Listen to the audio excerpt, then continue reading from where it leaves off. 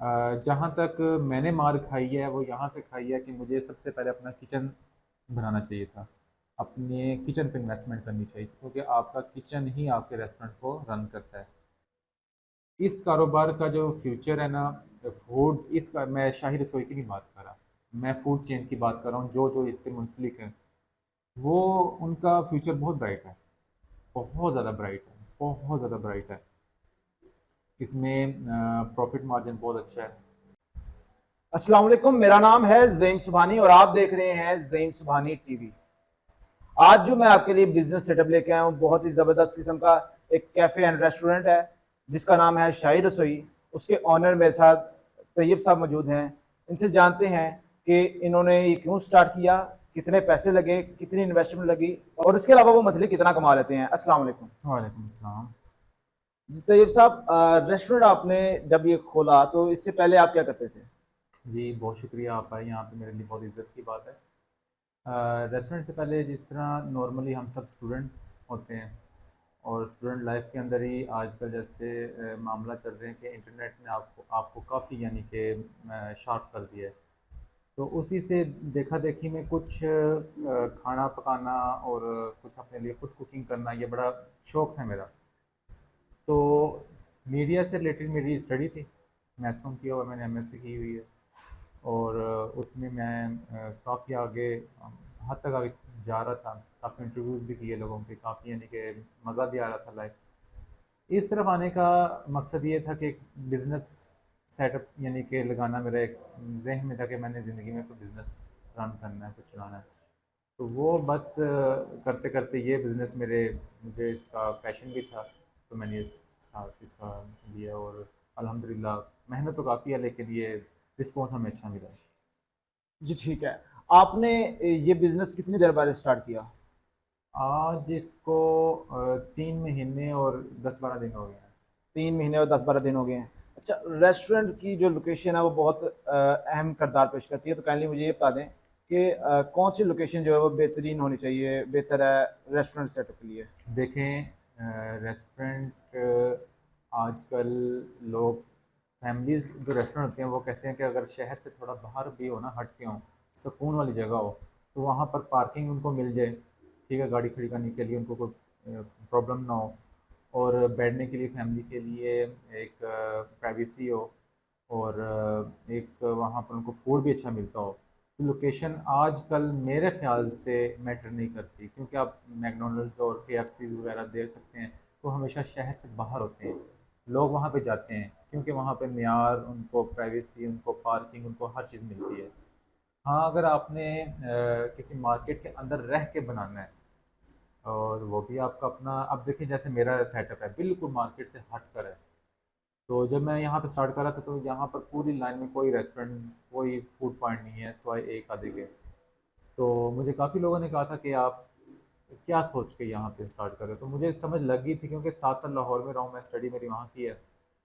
तो मैं वहाँ पे अक्सर देखता था कि रेस्टोरेंट्स शहर से बाहर बन रहे हैं, उनको काफ़ी अच्छा रिस्पॉन्स मिल रहा है, इस वजह से कि वो पार्किंग दे रहे हैं, प्राइवेसी दे रहे हैं, अच्छा फूड दे रहे हैं, और फैमिलीज़ निकलती ही सुकून के लिए।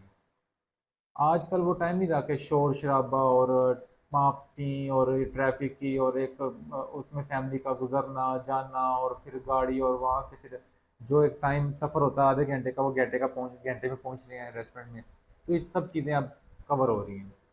हर बंदे के पास अपनी कन्वीनियंस है, तो जी ठीक इश्यू है। नहीं है। इतना इतना मेरे ख़्याल में मेरा इश्यू नहीं है, बाकियों का मैं कुछ कह नहीं सकता।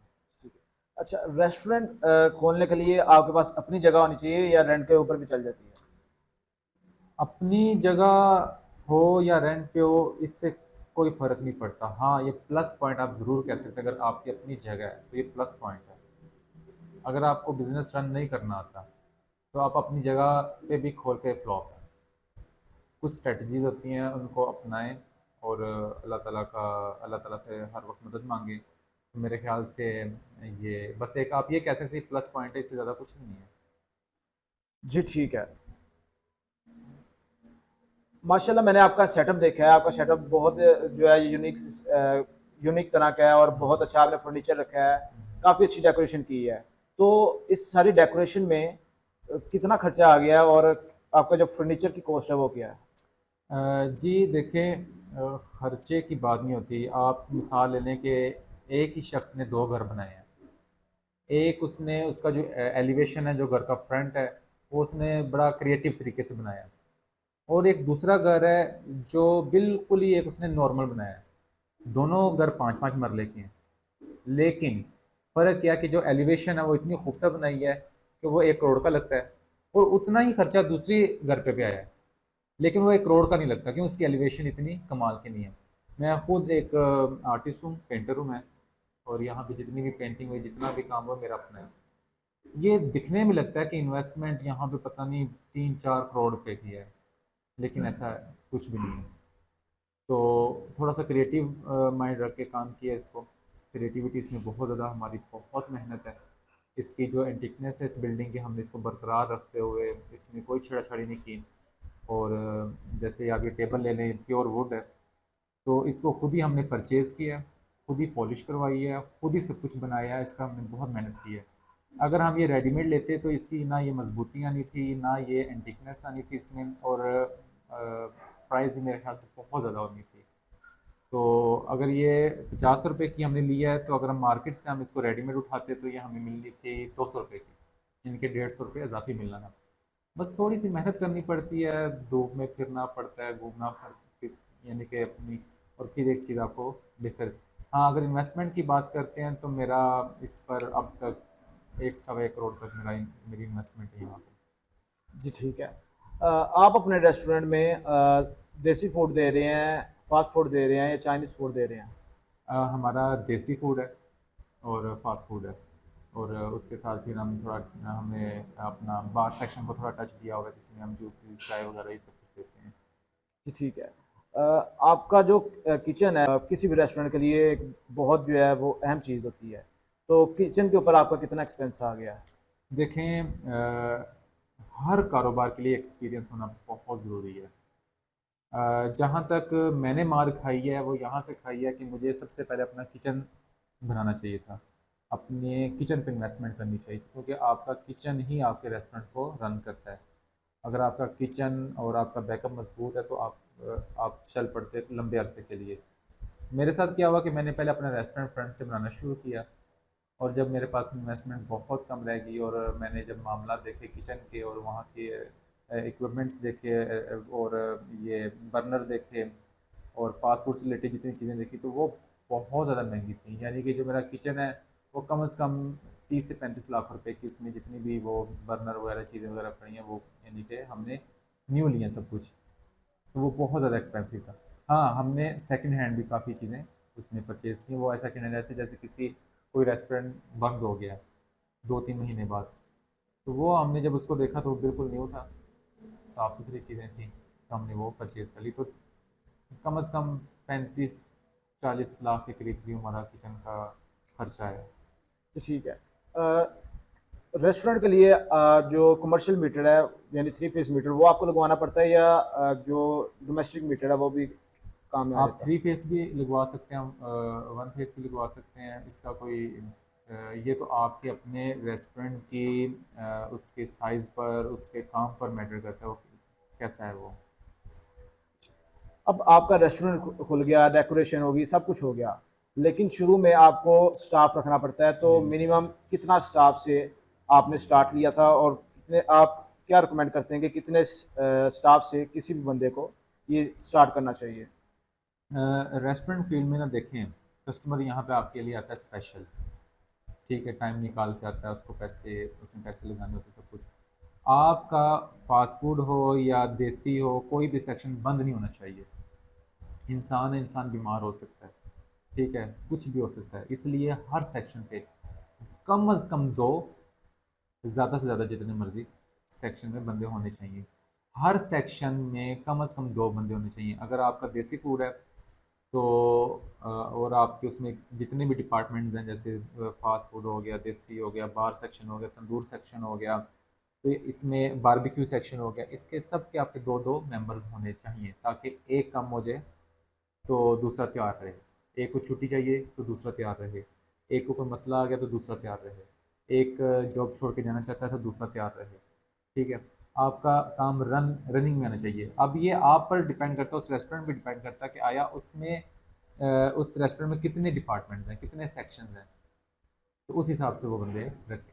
आपके पास फास्ट फूड भी है और देसी भी है, तो फास्ट फूड में आपको कितना प्रॉफिट मार्जिन मिलता है और देसी में आपको कितना प्रॉफिट मार्जिन मिलता है?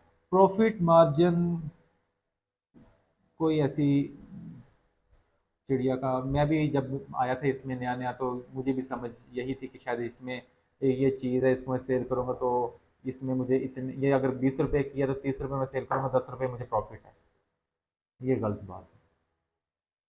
आप इसकी सेल पे डिपेंड है कि इसकी सेल कितनी है। अब मेरी लाइटें चल रही हैं, मेरा पीछे सिलेंडर चल रहे हैं, मेरे मामला चल रहे हैं, मेरा ओवन एक दफ़ा गर्म हो चुका हुआ है, ठीक है। अब उसमें मिसाल के तौर पर एक पिज़्ज़ा है, ठीक है। अब एक कस्टमर आया है, उसके लिए मैंने ओवन चलाया, ओवन गर्म हुआ है, उसमें पिज़्ज़ा लगा, उसने खाया और चला गया, ठीक है। इसमें प्रॉफिट नहीं है, एक चीज़ के अंदर प्रॉफिट नहीं है। हाँ, उसी के अंदर आपके हर 10-12 मिनट बाद एक पिज़्ज़ा निकली जा रहा है, तो वो आपका प्रॉफिट मार्जिन है, वो आपका प्रॉफिट है। उसमें आप कह सकते हैं हाँ, ये अब मेरी प्रॉफिट निकलना शुरू हो गई है।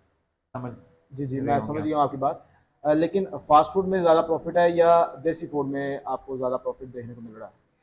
फूड में आप ये नहीं कह सकते कि फास्ट फूड में प्रॉफिट ज़्यादा है या देसी में। आपने टेस्ट डेवलप करना है, कस्टमर आपसे राज़ी हो गया है, बेशक वो देसी है या देखें, आप का मार्केट में जाएंगे तो सिर्फ देसी वाले बैठे हुए हैं, आप मार्केट में जाएंगे तो सिर्फ फास्ट फूड वाले बैठे हुए हैं। दोनों रन कर रहे हैं, दोनों कामयाबी से जा रहे हैं। अब अगर आप इंटरनेशनल ब्रांड ले लें KFC, फास्ट फूड ही है ना सिर्फ, और तो नहीं कुछ। कितना रन कर रहा है। इसी तरह आप बटकड़ाई में चल जाएं, देसी है, ठीक है, कितना रन कर रहा है। दोनों में बचत है, दोनों में मुनाफा है। जी ठीक।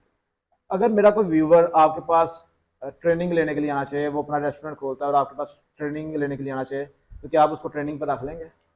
ट्रेनिंग पे मैं अभी तो नहीं रख सकता, लेकिन ये कि मैं 1 साल बाद, जब मैं, क्योंकि अभी मैं खुद इस मामला से गुजर रहा हूँ, 1 साल बाद मैं इंशाल्लाह कोशिश करूँगा कि मैं इस